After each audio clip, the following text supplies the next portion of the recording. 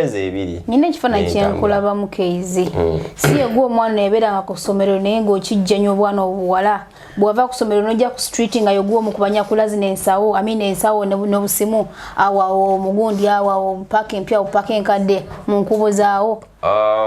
Nze bwe nabeeranga ku ssomero nga ekituufu kiri nti abaana abawala ogenda ku TikTok ate byebiki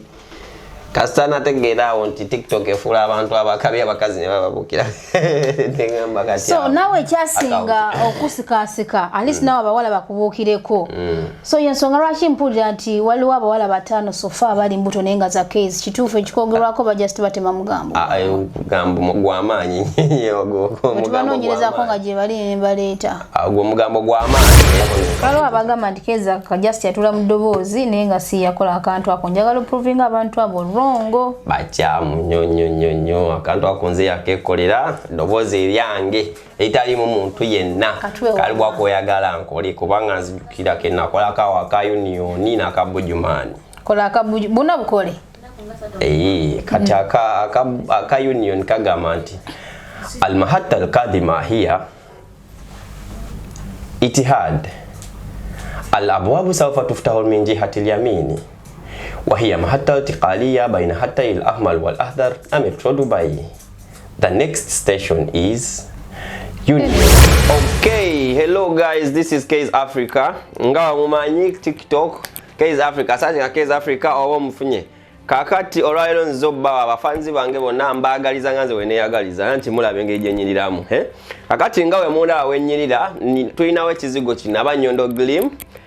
Tuyina ekizigo ekikukwasaganya ka skin ko ne kasigala nga we kali mu abalenzi batano bange kizigo tekyerusa bamikwano. Tuyina ekizigo ekikwata ka skin ne kabera nga kali kiriya bulungi nnyo nga akange mukwano yagala nsoke nkusembera okalabe bulungi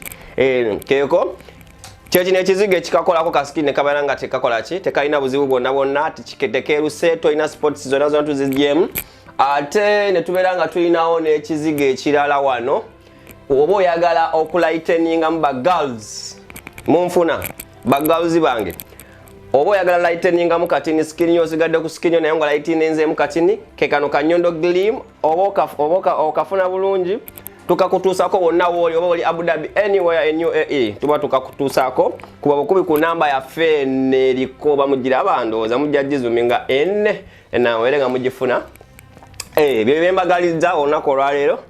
Nyondo Glim kyekizigo kyolina okukozesa ekyo ng'okivuddeko tulinawo kawigi buwigi bonna bweyagala bu afro bwani bwonna bu kinki musobola obulabako ndowooza wano kabasembereze kawigi babere nga bakalaba zi packages zonna ekizigo kyonna kyemwagala tukibaleetedde era kiri packed woyagalira nga tukikutuusaako wonna wooli mu UAE abo nfuna Case Africa, I sign out. Tukwaniriza ku show amanya yenze Nyondo Rozet. Nga bulijjo olunaku olwaleero lwanjawulo omuuko ndese mwana mulenzi akyasinze efujjo waneeno era nga abaana ab'obuwala abatambuza akanaginaje naye nga gwenna yakatoyengako nkulamusizaako gibaleko gyonna gyotusizaako engalo olunaku olwaleero so oli ku Nyondo Media gwe wenna atenda kusubscribinga genda masa tobeere ng'osubscribinga nateera obeere ng'onyiga kade kikuyambeko nti abutika ekintu kyonna ekipya obeera ng'ate obulaba kyonna ekibeera kiguddeyo mwana mulenzi ono munoonye zaako bulambalamba ne mufuna kubanga bamuntu ne banga mwana mulenzo yayina obuntu bwakolaawo nenga azamanya gemmanyi ga case however manyi nti agaba gakola sente amatofu gegaliwa amanya amatofu bamuyita Kazibwe Fahad ani Case Africa yes ye Kazibwe Fahad Kazibwe bela yedira ki Kazibwe na Kazibwe aba yedira nyange ennyonyi nyange akabiro ne kabachi kabiro nebera bakayita kunguvu kunguvu oli manyi bajasti oli abulize nti kabiro akabbiro nkamanyi njimanyi wefaanana bulungi nnyo So genda masubirenga ati obuza ko akulali ku Nyondo Media tandikire ddala awo. Amanya mpitibwa Keys Africa erinnya erikola business. Amanya gange matuufu nagogedde ddamu agawulidde tetusobola gaddamu. Tetusobola gaddamu tujja komaawo. Okay. Keys azalibwa wa Uganda. Keys azalibwa Kayunga. Java. Era jazikibwa omukadde amuzaala mama taata bonna gye bali. Omukadde amuzaala aliyo mukadde omu maama taata taliyo. So kuze ne mama wange omugwati era mwagala nnyo. Kuva myaka emeka kuva ku myaka nga 15 awo nali ne mukadde oyo. So mama yazenga akulabira mpaka saawa eno. Keys asomye kyenkana wa? Keys tasomye nnyo yakomako awo mu senior 2. Ndawune lisukka n'abwaka. Nanoonya ssente. Ki ekyagaana wakati awo sente ze zaabulawo ko oba ddalu lyasuka okubeera eringi? Eyo story empanvu. Story empanvu eyo tujja gikati nga short ti waliwo ebyatuukawo awo. Tutandika onoonya ssente. Nayenga omwoyo gwa taata Mukama agulamuze kisaagu umulemerere. Amiina ya Rabbi. Keys avudde mu ssomero. Ali senior 2. Atambudde azze UAE Dubai otuli saawa eno. Ajja atya? Ani amuconnectinga? Ajja kukola ki? Keys aba ali awo nga sister we omulungi waliwo sister we omulungi gw'alinawo. Yamukwatako namugamba nti jangu okole sente. Ngagambane buli woyogera bwoti nti sister we namuyamba Keys bwe yajja ate mbanga alowooza nti maybe togera ku muntu mulala. Sigwe gwe togerako. Tojja bitegeere ebyo. Story empanvu. Sister amuyamba katya? Sister yankubira essimu aŋŋamba nti olina passport. Namugamba sirinawo passport. Ekirala nangamba funa passport ogenda kujja nkufunira omulimu otandika okukola. Kuba sister wange alina bbaawa awo nga agent. So yanyamba bawa sister nga agent. Afunira abaana emirimu. Bawa sister nga tulu. Ngali true agent. Wabambiwe. Alo akantu ako ali tulu tali tulu. Era bangamba nonya sente. Ojje Dubai. Tetugenda kuwa sente nti kutekamu mu visa gwe nonya sente ze za ticket ne visa kola passport ofune sente ze za ticket ne visa ojje. Sente ozijja Keys akasera kole kyali mwana muto. Ebiseera ebyo nali nti yangani mu photography e Kampala nali mu photography ne online marketing nga ntunda ngatto era awo kunana center town opposite ne New Text Park. So mwena jja kasente ne mpola nga ninaoneka ne mukyala wange omwe yali Saudi nampereza yo kasente engattagattaawo embeera nga njiya nga funa passport awo mangu byali bya mangu myezi 2. Nyina ekifaananyi kyenkulaba mu Keys. Si yegwa omwana ebeera nga ku ssomero naye ng'okijja nnyo obwana obuwala bw'ava ku ssomero n'ojja ku street nga yogwa omukubanya kulazi n'ensawo ensawo n'obusimu awo omugundi awo paka empya paka enkadde mu nkubo zaawo. Nze bwe nabeeranga ku ssomero nga ekituufu kiri nti abaana abawala ogenda kulimba mwagala nnyo okugaa nti abaana abawala nali nga mbaagala nnyo nga bw'okiwulira nze naye nga nnina ensonyi nina nnyo ensonyi era ng'omukazi gwenkwana aba ntegedde nyongerezako bwongereza mu high school naina ensonyi nyingi era lumu okukwana kwange nga nkyali mu high school kwantawanya nnyo era lumu nakeera ku makya ne ngamba kankwana omukazi ono in fact nali waka nga tulina kafirimu ke tulaba ne batunonyola engeri y'okukwanamu omuwala twali tulaba ndowooza American Pie olwa nti obuwa okukwana omuwala tokola ki omutuukako otandikirawo okwogera ebigambo by'okola ki byoyagala omugamba era naveeri n'amaanyi mangi nnyo musange mu kkubo mugambe ebigambo byange byonna mbimaleyo. Oli mu kirasi kyawo? Olwo ndi mu senior 2 gye nakomamu Nengamba ngene nkwano omukazi era nagenda n'amaanyi ng'amaanyi kwa namusanga muko nengenda n'amaanyi ng'amangi ne mutukako ng'ebigambo byenzize nabyo olufukunyo bimuganga nga bitano kwagala nnyo badde nkola nga wabisengese ebigambo byo setinze naye ntuukako Anti Robina olwomutukako bwenti ebigambo byonna kasita namutulira bwenti mu face ebigambo byonna byawulira obugambo nti nkwagala ng'ataliwo njogera nemuzima naye wabaawo nemmira mangota so akayimba akaviirayo ddala ku saidi akayimba kaviirayo ddala kuba omutuukako bwoti ebigambo nga bibula namutuukako bwenti ebigambo byonna byembadde nabyo siyo gwe omu bano abagamba nti abange batuweeko biki namutuukako ne mugamba nkwagala ebigambo ebirala ne binnema okuzzaako kati ekyannemesa okuzzaako ebigambo nalibadde nzizzaako ebigambo byange naye yambuuza ekibuuzo watandika ddi era lwaki kati akaseera kokugwe naye ng'ani asinga obukulu nga ndi mukulu ku ye yali mwana muto nga ye akyalina oba yali mu P7 naye nga muwala alaga ati kitegedde nga muwala mukulu nze nali musinyatu naye nga ye muwala muto alaga nti akya muwala kigwenyumirizaamu yakwangwira n'ogamba nti ono ye kyaggwa bulungi mpaka nga afunye ekyenjagala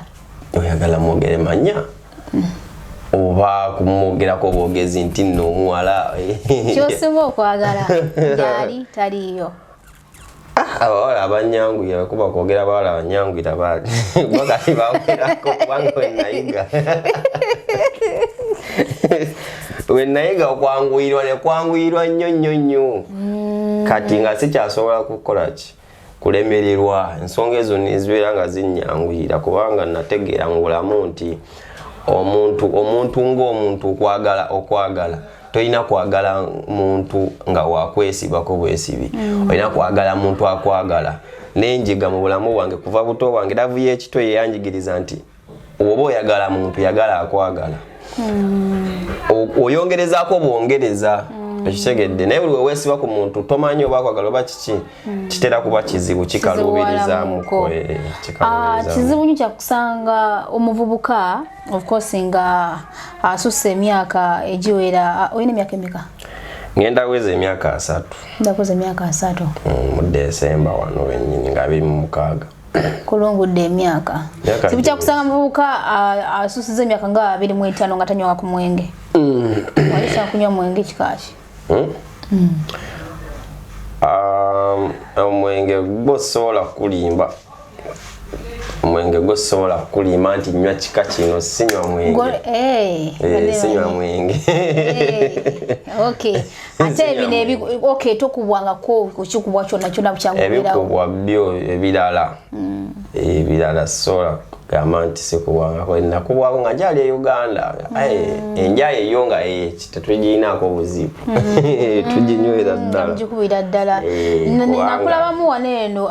mwene ogundi etambula diversion series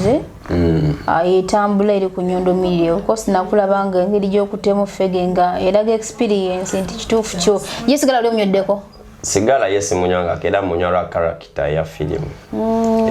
lwa character ya filimu naye nze personally sigala simunywa era tosobola kunsanga nga munywa nga tuvuddeyo e Uganda katonotono okwewarenjinze mukoddomiwo sister wo bakugambye ononye sente ojje ojja mwaka ki omaze sente okuzifuna sente nazinonyawo yali bbiri abiri mugumu 2021 that's last year then nenzija wano mu Gwokutaano wano akawezaawo omwaka gumu ndowooza n'emyezi egigwamu awo sinnamalawo bbanga ddene naye nga nsuubira okuba nga bigenda mu maaso awo nsuubira okuba nga nfunayo akadde ka time nenzirayo ewaka ndabe ku famire kubanga yo kyekituufu. Okay, okyali ku Nyondo Media ne mwana muwala Nyondo Rozet ewamu ne KZ Africa. So mbajukiza aba Open Vision ate nga baneeno bakuguka mu bintu ebyokusaabaza abantu wano nawali. However ebintu ebya visas ennaku zino bigenda nga ate bikyukakyukamuko gwe nayagala okumanya ekituufu ekigenda mu maaso visiting ako aba open vision tourism era nga osobola okusanga enamba zaabwe eza ssimu ku screen zaffe kweziri natera n'okubanoonya ku social media platforms zaabwe ez'enjawulo open vision tourism ate obeere nga omanya ebisingawo ku bya tickets ebyentambula wanawali byakulambula so obeera nga obanoonya kompozi mbajjukiza n'abanyondo gleam ate nga bebatadde omusimbi mu program oba mu show eno ey'olunaku olwaleero ate nga bo beegulira erinnya mu kuyooyoota ensusu ez'abakyala ewamu n'abamego enaali eyo ng'ate olususu alukususeeko bakubire kanaba kasimu kali 0524680778 oba n'okwongera okubanoonyako ku social media platforms gamba nga Nyondo Media, TikTok, Twitter, Instagram, everywhere webali ate obeere nga obafuna bulambalamba ate nga bayina ne products endala zonna eziva mu Africa nga bwozimanyi hubs zonna bazirina genda amasiro ngo beebuuzaako nga nateera Nyondo witi ni mwana wa Tabo mu kusiba akaviiri akakabi ate nga tukola ne home services oba oli ludda tutuukayo ntuba nga tukuyoyoota nga tukolako so obeera nga ate oyita ku namba y'essimu eyo gye nkuwadde obeere nga ate omanya ebisingawo oba nga ofuna ebisingawo ate nga ne mwana mulenzi wiki mulungi mu photography however ne gwende naye akawa Tabo naye omunoonyako ate nabeera nga akolera obufaananyi obwakabi obukyasinza okubanga bwa Tabo nnyo. Oze 2021 mwezi gw'okutaano otandika na mulimu ki era UAE eno yakutreating etya kiki kiwasanga waneeno kiba tosuubira kusangawo ekyakusurprisinga nga oze okutuuka wano nze olunaku lwennyini lwe natuuka ekiro saawa nga 6 ez'ekiro era enkeera guba gwokya gunyuga guba gwokya akasana kaba yes kaba kangi so natuuka wano nga ebbugu mu ddoli eryo naye nakeera kwolwo lwennyini nakeera ku makya ne bantwala mu kampani lwennyini enkeera ne bantwala mu kampani era nintandikirawo training company eyo nga already brother o sister o nga amaliriza okuconnectinga kubanga ba connectinga no joiningirawo gwali mulimo ki company security company yes nakati joli sawa eno nakati ndi sawa zino so gwe toina nnyo experience yamanyi eriawo eyokubona abonamuko ebweru bano bakubibwa fake agency kusula mu bed space akusula nga tolidde kutambulira mu metro ne otogera ku metro waliwo akantu kebakwa tuwenda kutuuka waawo nondaga experience ey'amaanyi ennyo nti ate ggwe kyaka metro kuba lwajja waneeno gy'obadde okozesa kubanga okay otandise okukola okikubye bukwakku then ku TikTok tukusanga ng'ofuuse wakabi nnyo okikola otya era ni akuinspiringa nojoininga TikTok enze TikTok nagitandikira Uganda nga nkolako bu video butonotono naye I was inspired by Scott mbuka gwe bayita Scott akola videos za Rema yeah inspiring okujoininga TikTok ekinjoining za TikTok ebyaddala before tutuuka awantu awamu ne Scott nga tulina birthday gye twali tugenzeko tutukanga Scott nze simumanyi enolaba bamubuukira ba girls abakabi ba girls nga bakabi bamubuukira ngamba kati nabuuza Nashib ne muga twalina Nashib biseera nga kyakola Uber ne mbuuza Nashib ono gayi nga bamubuukira wakabi storage nanga tumanyi Scott wa ku TikTok nga TikTok ate byebiki kasana tegeera nti TikTok efula abantu abakabi abakazi ne bababukira ngamba kati so nawe kyasinga okusikasika at least nawe abawala bakubukireko so yensonga lwaki mpulira nti waliwo abawala 5 sofa abali mbuto nenga za case kituufu ekikogerwako ba just batema mugambo mugambo gw'amaanyi mugambo ko nga gye bali ne baleeta gwo mugambo gw'amaanyi era abagamba ababayina bawe sibange kitekisoboka ekyo so sawa ino ina girlfriends bameka nina girlfriend muwati mama w'abaana amanya inayo omwana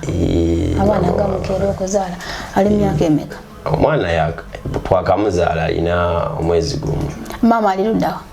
ali Uganda so oli Sekawere kati sibitegedde wavaayo omwaka ogwedde Ogwokutaano saawa eno maama azadde omwana mwezi guli gumu kyajja kitya wasooka dda ku Uganda oba mama yali wano yali wano namufunira wano omufunira wano eno namala naddayo lwaki abalenzi wanene Dubai mulina omuzoogo okufunyisa abaana abawala ne basindika e Uganda ate nga bali bavaayo okujja kunoonya kasente mazima ddala kirimu ensa omukazi gwe nafunisa olubuto teyali ku mulimu teyali ku mulimu yali mu overstay yayingira buyingizi overstay ngatakola kuba yava ayina omulimu gwe nange kantwala ekiwedde abaana bezibomide bali mu overstay nedda tesi kyekyo era omuntu ali responsible akola byalina okukola okutwala responsibilities ze otherwise banja bazibafunisa embuto nagenda bugenzi kiki muli mutima kyowina n'ogamba nti bulamu bwange nga sinnafa mukama nankwasa ku kino bwe ndifa nigamba alhamdulillah oba ne bwe ndiva mu bulamu bw'ensi tewaliwo kintu kyosobola tutuukako n'okikwata waliwo agamba nti nze of course okuva gye guli kujja siganye naye ate singa Katonda antuusaako wano eno okitegeera nembera kati kugamba waliwo kituga nti mukama kino nakimpa mu bulamu nenkiyitamuuko oba nekinyumirwamuuko ne bwengenda njagamba alhamdulillah. Mu bulamu bwange ekintu kyensinga okwegomba okutuulako awantu nga ntudde awantu oba we bagabira awards nga newemba nga sigenze funa awards wabula nga ntudde awantu awali buli serebu wangenze gwenjagala ku mutima gwange nga abazanyi ba filimu abo abakabi kati tugeze nga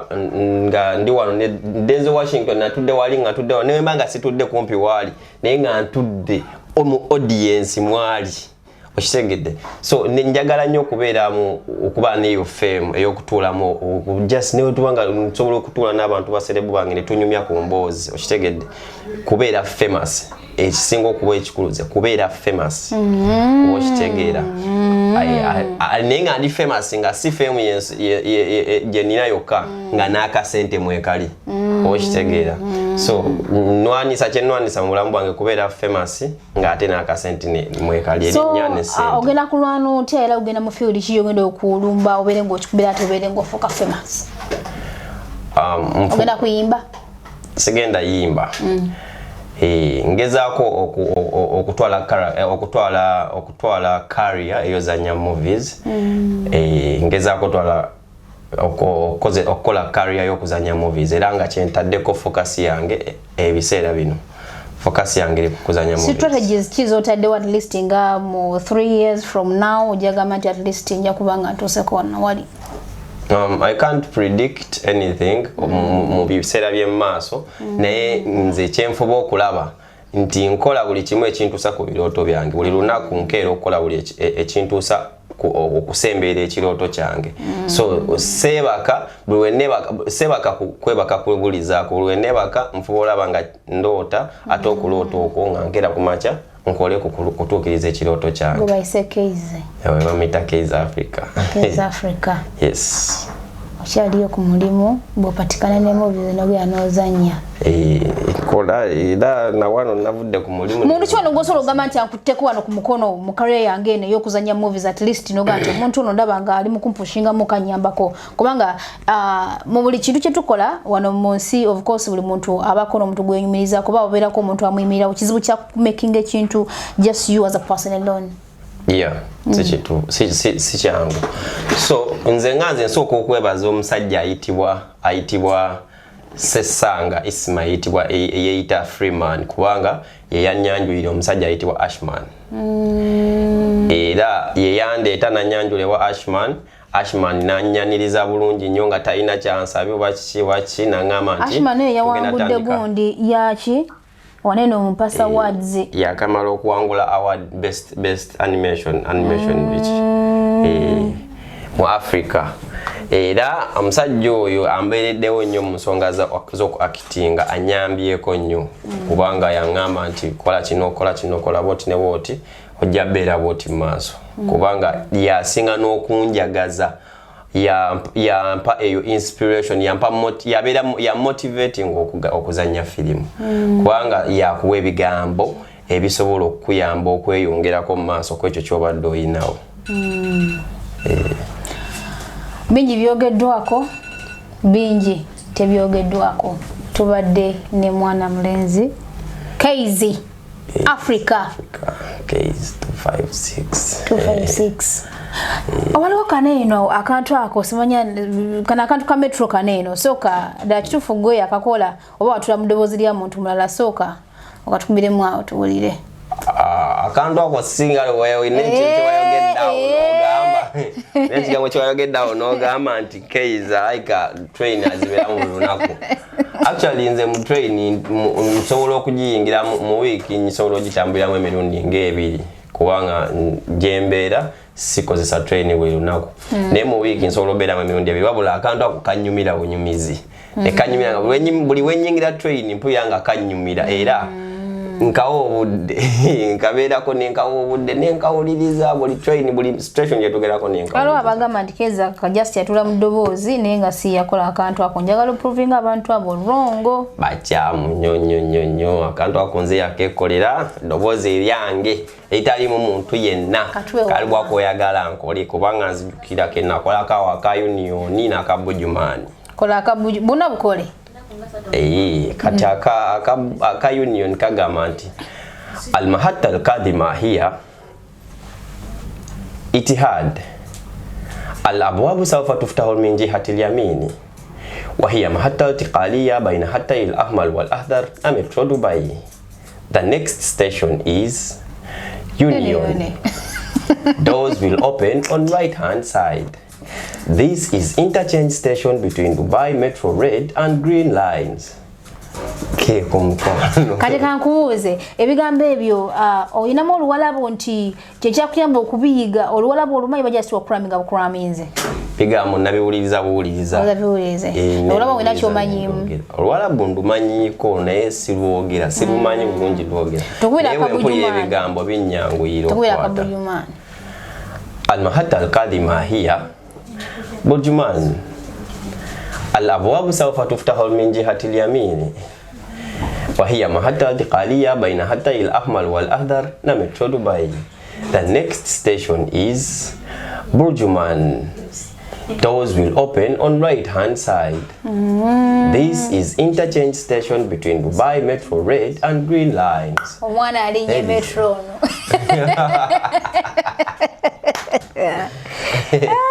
Kaizi, okay, wa proving wrong. Abade bagamba nti ddoboozi watulamu tuli. Nga tumaliriza mbadde nsaba onnyonnyolemuko kubanga bintu bya relationship oyo tuyiseeyiseemuko ate banjagala mmanye relationship gyeokola ki gyewejjusa oba yes gyewejjusa oba muwala kigwa approachingako nakuyiwayo noga nti mu bulamu bwange nina relationship emu yokka eyali disappointment. Relationship yange yasookera ddala omuwala oyo yali yatuuka ekiseera ng'asobola okukwataganya abantu babiri era tetwa breaking up bya bulijjo nti twekyawe twesindike message ngunira nkukyaye biki biki oba twewandiikire naye nze natuuka ekisanze kennyini nendaba nga tekijja soboka ng'olwedde alina boyfriend omulala ate gwe mmanyi obulungi nga kyali wange ng'ate era nange alaga akyandimu kati nze kyenakola nenziruka buddusi bwe yali abeera nenjawukana ku y'omuwala era ekintu ekyo kyanjigiriza mu bulamu kyenagambye nti kyanjigiriza nti siina kwagala muntu gwenjagala nina kwagala muntu anjagala ekyo era kuva olwo kasana kitegeera omutima gwange ne gulekerawo okwagala nenjagaza omutwe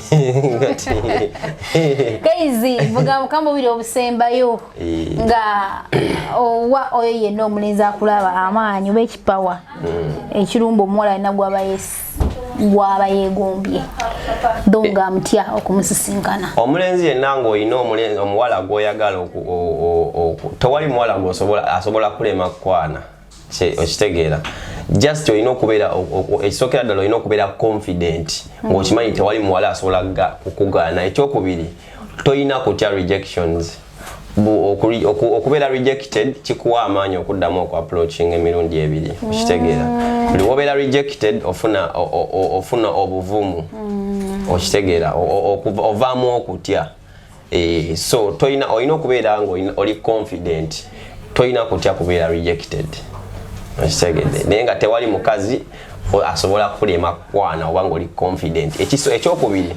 beera smart bwongo bakunyambala olina obeera smart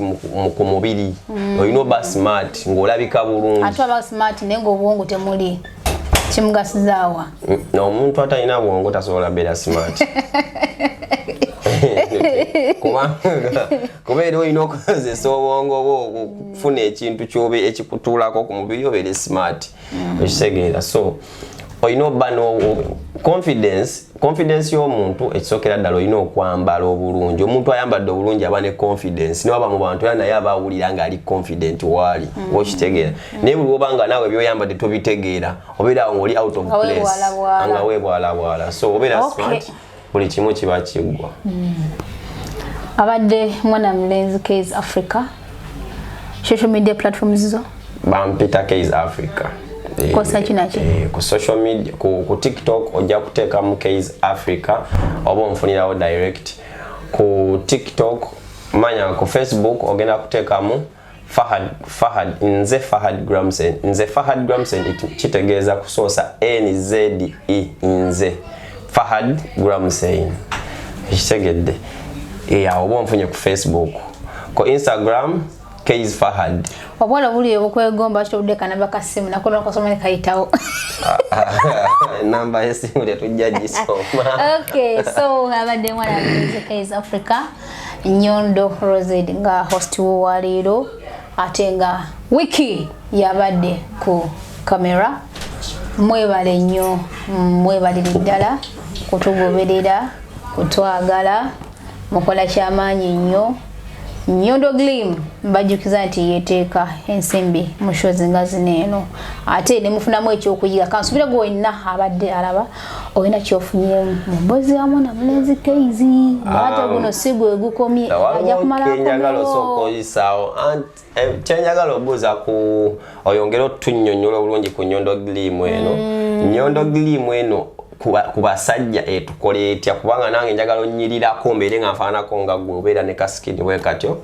naye nkikola ntya nga sikini yange ngisigazza nga tefuuse kkala ndala okubeera nga ngenda nnyirira nga gwe. Wow, thank you so much for such a beautiful question. Twabulamu mu Nyondo Glim ono waliwo ow'abaami waliwo ow'abakyala kati mu abaami ensusu mwe ziringa z'abaana abato ziwona amangu nyangu za kwerula so ekyamwe kibeera nakyo nnyo tetutekamu kantu konna wadde calculate nga anything kibeera nakyo nnyo wabula noonyirira nolabika bulungi nnyo ng'osigadde mu kkala yo weekiri bulungi nnyo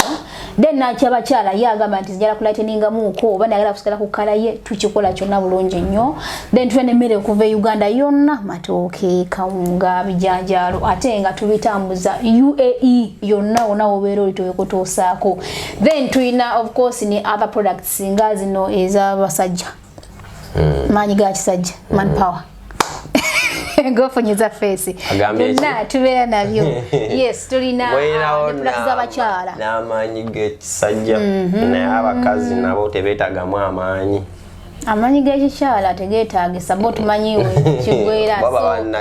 yeah. Okay, hello guys, this is Case Africa nga mumanyi TikTok Case Africa asante nga Case Africa oba mufunye kakati olwalero nzobba abafanzi bange bonna mbaagaliza nganze weneeyagaliza nti mulabe engeri gye nnyiriramu